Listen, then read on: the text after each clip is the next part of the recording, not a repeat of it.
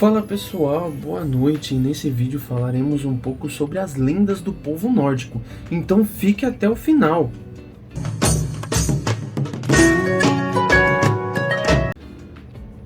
Pessoal, sejam muito bem-vindos a mais um vídeo do canal Lincoln com LN.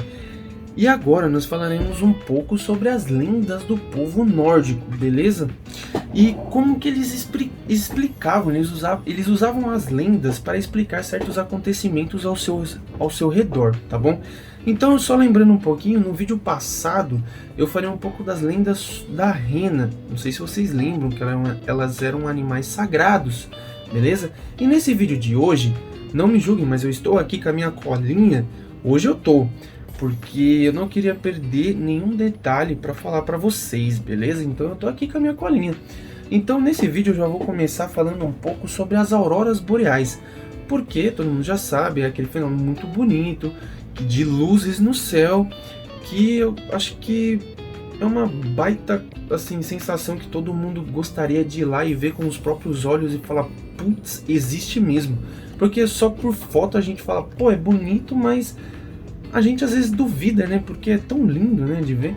Mas aqui eles explicam da forma deles, claro, o porquê, o que eles acreditavam que aquelas luzes representavam e em certos lugares como que eram feitas essas luzes, né? Por que que surgiam essas luzes? Então assim, são 3 lendas contadas pelo povo nórdico. E a primeira é a criada pelos vikings, né? Porque, como a gente sabe, os vikings, tudo para eles é batalha, né? Então tudo que acontecia no mundo era referente a alguma batalha de algum deus, com um gigante, enfim. Tudo para eles era batalha. E a explicação dos vikings para as auroras boreais, aquele efeito luminoso, eram que o efeito era causado pelas valquírias, né, aquelas cavaleiras e guerreiras do Odin, né, que levavam todos os soldados mortos em batalha para Valhalla. Então eles acreditavam que as luzes eram reflexos dos escudos das valquírias enquanto elas levavam esses soldados para Valhalla, beleza? E aí, o que acontecia? A segunda hipótese, né, que o povo nórdico criou são as raposas de fogo. Essas foram criadas pelos finlandeses, essa lenda das raposas de fogo. E eles acreditavam no que? Essas raposas eram muito lindas, magníficas, e quem conseguisse, por algum motivo, capturar uma raposa dessa, sem matá-la, mas sim capturar, pegar ela, sabe, na mão, no braço, seria uma pessoa muito rica, próspera, famosa, tá? E a explicação deles para a luz dos finlandeses, criando essa teoria das raposas, eram que essas raposas, na verdade, eram raposas de fogo. Então, o final dela, ou seja, a ponta do rabo delas, sempre estavam pegando fogo, e elas eram maiores do que o normal. Então, e elas eram extremamente rápidas também. Então, ao passar pelas árvores, o rabo delas batia no topo das árvores, fazendo com que o efeito luminoso do fogo chegasse até o céu e causasse todo esse efeito daquelas luzes no céu, tá? Então, assim, pode ser um pouco doido, mas todos eles criavam um jeito para explicação das auroras, tá? E aqui a terceira, que se chamava a próxima colheita, que na verdade foi representada com o mesmo nome, com um sentido um pouco parecido em 4 e um bem oposto dos outros 4, que são assim: a primeira foi criada pela Suécia e dizia que era um ótimo presságio para pescadores e para o mundo agrícola, que daria uma ótima colheita no próximo verão, por exemplo, tá? Então era um bom presságio na Suécia. Na Islândia dizia que as auroras aliviavam a dor do parto. Porém, as mulheres não poderiam olhar diretamente para as luzes no momento do parto, pois os seus filhos nasceriam vesgos. Olha só que loucura! O que eles acreditavam, falavam que era algo bom, porém você não poderia olhar diretamente para eles. Isso é na Islândia. Na Groenlândia, acreditavam que as luzes eram crianças que morreram no parto e que elas estavam dançando no céu.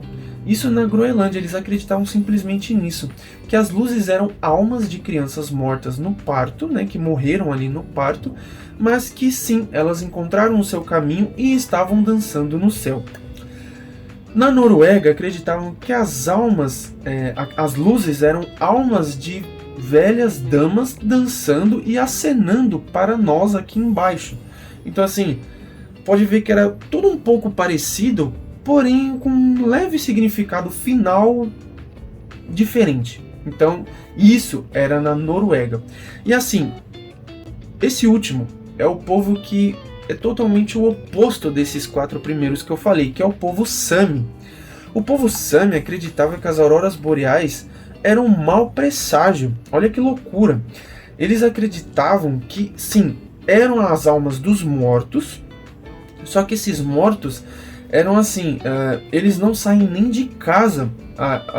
A lenda diz assim, que de vez em quando, até hoje, algumas pessoas do povo Sami, que fica ali próximo à Finlândia também, eles acreditam que as luzes são almas de mortos, claro, só que eles acreditam no quê? É um mau presságio e eles têm medo dessas luzes. Por quê? Eles acreditam que se a gente ficar muito assim acelerado, se mexendo muito embaixo das luzes, essas almas podem se irritar, cortar a cabeça das pessoas, levar você para o céu. E assim, é bem doido, né? Porque todo mundo acredita de uma forma positiva. E eles acreditavam em algo totalmente oposto.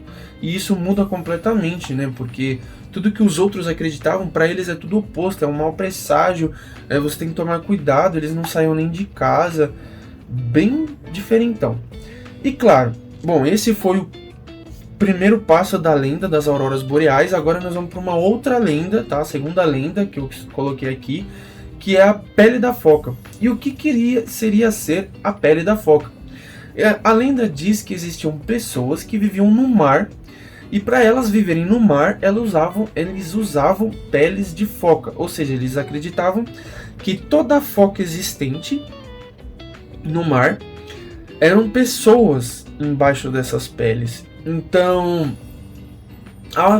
quando essa pessoa, foca, saía do mar, essa pele caía, a pessoa se parecia como um humano normal, porém eles poderiam voltar ao mar a qualquer momento, pegando simplesmente essa pele, que na verdade se vestia como uma roupa, e voltava para o mar.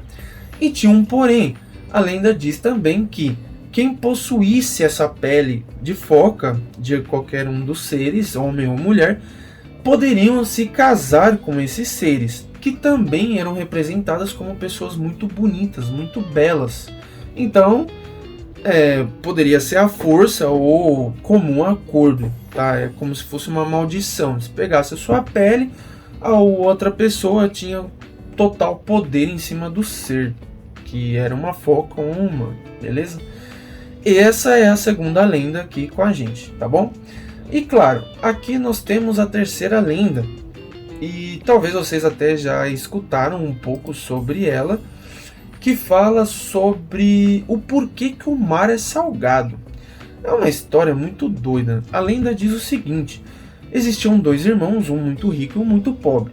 E no final daquele ano que a lenda está dizendo, que na verdade ela nem cita um ano, mas fala assim, no final daquele ano, o irmão pobre não tinha nada para comer e tal, era lascado, foi até a casa do irmão rico, pediu algo para comer. O irmão rico, muito arrogante, pegou um pedaço de presunto, jogou lá no irmão mais pobre e falou, vai pro inferno com isso aí. E aí o irmão pobre, sem muita noção, não sabe o significado das coisas, saiu perambulando pela floresta atrás desse tal inferno. E aí ele chegou numa terra lá onde tinha um velho e contou a história para esse velho, e o velho falou assim, olha, na verdade você já tá no inferno, né? Ou seja, a terra já é um inferno. Mas assim, vai até a Ilha dos Anões ali e faz uma troca com eles. Faz a troca pelo moinho que eles têm ali na casa deles. o moinho é mágico e eles vão, assim, não vão querer entregar o moinho, mas você insiste que a troca só acontecerá se eles entregar o moinho. Beleza, o irmão pobre chegou lá, tal, falou com os anões e pegou o moinho. E os anões explicou para ele como um moinho funcionava. Tipo assim, moinho, faça arroz para mim. Quando chegou sei lá, uma quantidade que você acha que tá bom de arroz, você fala, muito obrigado, moinho, pode parar. Tipo, simples, uma fala simples, mas era assim que o moinho funcionava.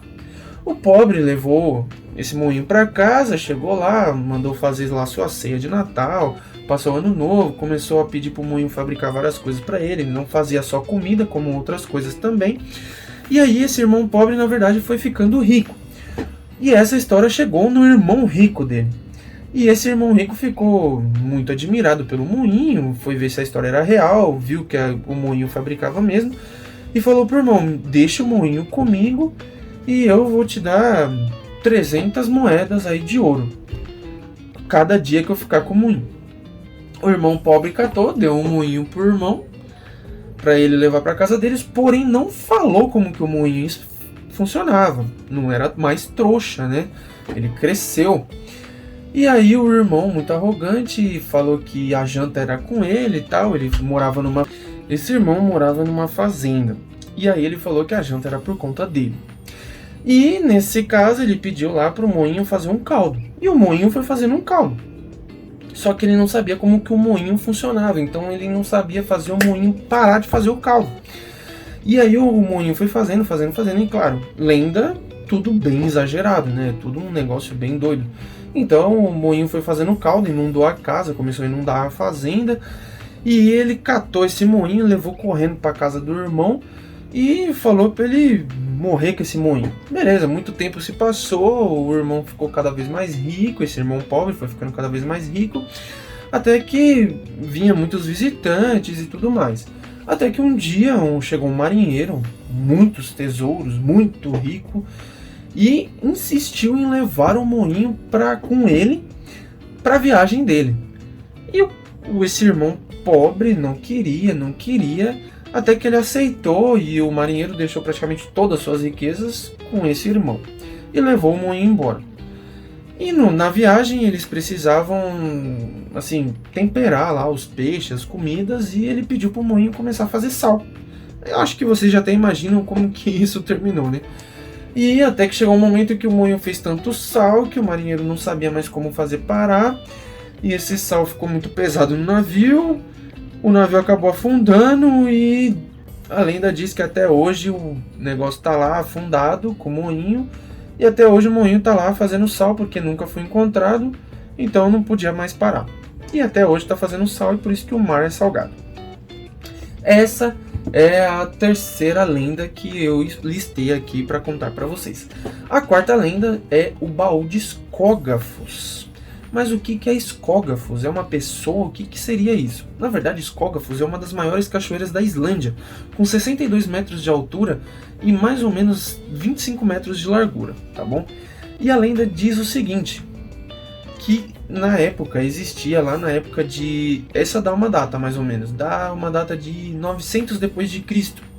Fala que existia um guerreiro muito forte chamado Yggdrasil, é um nome bem esquisito, que na verdade também era o primeiro colono viking, tá? Em Skógar, que é uma cidade lá na Islândia, tá bom? Não sei se hoje existe essa cidade com o mesmo nome, tá bom? Mas antigamente era Skógar. Este guerreiro também tinha poderes sobrenaturais, mágicos, ele era muito forte e por isso que ele era muito famoso também, tá? Porém, ele entrou numa forte briga com um outro guerreiro muito forte, com poderes sobrenaturais, mágicos assim, igual a ele, chamado Lodmundr. É assim, e em suas brigas, nenhum dos dois vencia, porque a força deles e os poderes deles eram iguais, então nenhum vencia, então eles sempre ficavam se sabotando. Por exemplo, eles tinham um rio principal, eles pegaram esse rio, dividiram esse rio e faziam com que esse rio passasse um na terra do outro. Porém, eles estragaram esse rio, deixaram esse rio degradante, sabe? Então, quando o rio passava na terra um do outro, estragava tudo, apodrecia tudo, eles perdiam plantações, perdiam tudo. E aí chegou um momento que eles assim perceberam que nenhum ia sair vitorioso, então decidiram se unir, fazer o rio ficar limpo novamente, esses dois rios, e deixar o rio no seu caminho natural. E esse rio deu origem às cachoeiras escógrafos, né? Então eles deixaram o rio e se criou a cachoeira. E Prase, que é o primeiro guerreiro que eu comentei, ele era um homem muito rico. E quando ele foi ficando velho e percebeu que os seus dias estavam já nos finais, ele era um pouco arrogante, um pouco assim egocêntrico, né, em suas coisas. Ele não quis dividir, ele não suportava a ideia de que teria que dividir seu ouro. Então o que ele fez? Colocou tudo de mais valioso, que na verdade era o mais significante, e colocou tudo dentro de um baú.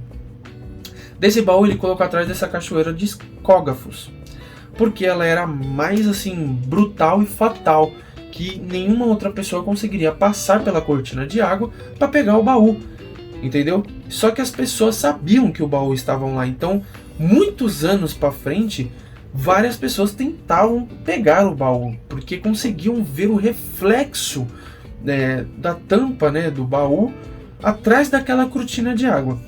E até que chegou um momento, um grupo de pessoas conseguiu fazer um laço, não sei como, mas conseguiram atravessar esse laço pela cortina de água e laçar um anel do baú. E eles começaram a levantar o baú e falando, nossa, vamos ficar ricos. Até que o anel se soltou do baú e o baú caiu nas profundezas lá da cachoeira, atrás da cachoeira, não deixa muito bem explicado, e nunca mais foi encontrado, nunca mais foi achado. Porém, eles conseguiram recuperar esse anel. Esse anel era feito de ouro e foi entregue a uma igreja na época. E essa igreja, um tempo depois, foi demolida. Olha que loucura! Foi demolida. E o anel foi retirado da igreja e foi levado para uma outra igreja. E em 1890, olha só, 1000 anos praticamente, após a descoberta do baú, tal, o anel, falando de quem que era, essa outra igreja também foi demolida por, sei lá, diversos tipos de fatores, não deixei explicado, mas também foi demolida. E aí eles resolveram de vez colocar esse anel em um museu. Então até hoje o anel está no Museu Folclórico da cidade de Skógar, beleza? E vamos lá para a última lenda, que eu acho que é a mais famosa, que todo mundo conhece, eu tenho certeza, que é o monstro do lago Lagarflot, que nada mais é do que o monstro do lago Ness, localizado na Islândia, que até hoje atrai muitos turistas que acham que vão ver o tal monstro dentro do lago. Então, mas beleza, mas o que a lenda diz? A lenda diz o seguinte, que ali próximo, né, próximo do lago, morava uma mulher, e essa mulher teve uma filha. E ela entregou à filha um anel de ouro. Quando a filha ficou um pouco mais velha, perguntou à mãe como que ela poderia aproveitar o máximo desse anel.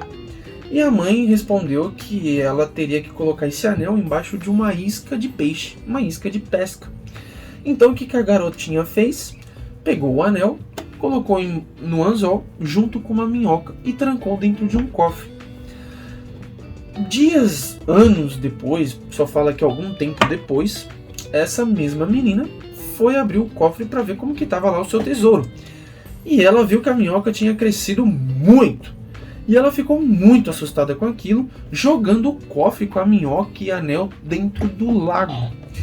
E pouco tempo depois, surgiu uma serpente enorme que estava aterrorizando pessoas e animais, comia e, sabe, demasiadamente, acabando com os peixes.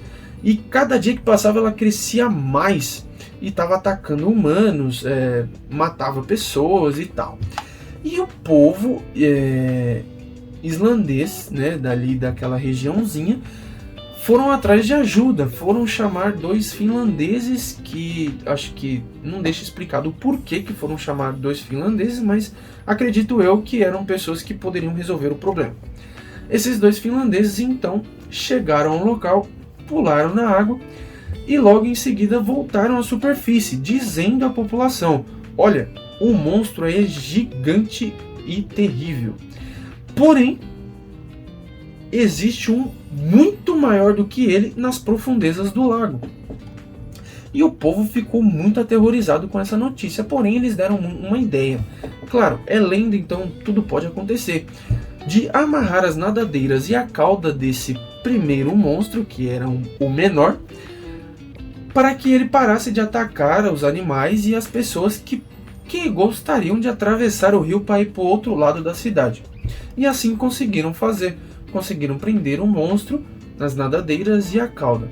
Porém, a lenda diz que até hoje, em alguns momentos do ano, o monstro cresce, aumenta o seu tamanho e é possível avistar a cauda do monstro no rio. Então, por isso que eu acho que atrai muitos turistas. E, claro, acho que seria muito interessante conhecer o lago, né, da famosa lenda do monstro do Lago Ness, que até hoje é um baita mistério de qual bicho eles veem que crescem e aterroriza e mata e seja lá o que mais que acontece por lá. Então, pessoal, chegamos no final do vídeo. Essas foram as principais lendas que deixam escritas no livro. O livro chama Nórdicos. Eu vou deixar o link aqui na descrição, tá bom? Então, pessoal, não vou deixar de pedir aquele grande like, se inscrevam no canal, ativem o sininho para mais novidades. E, só introduzindo, eu comecei esse livro muito bom, Seja Foda, de Caio Carneiro, e semana que vem com certeza temos novidades, beleza? Então, um grande abraço e até o próximo vídeo.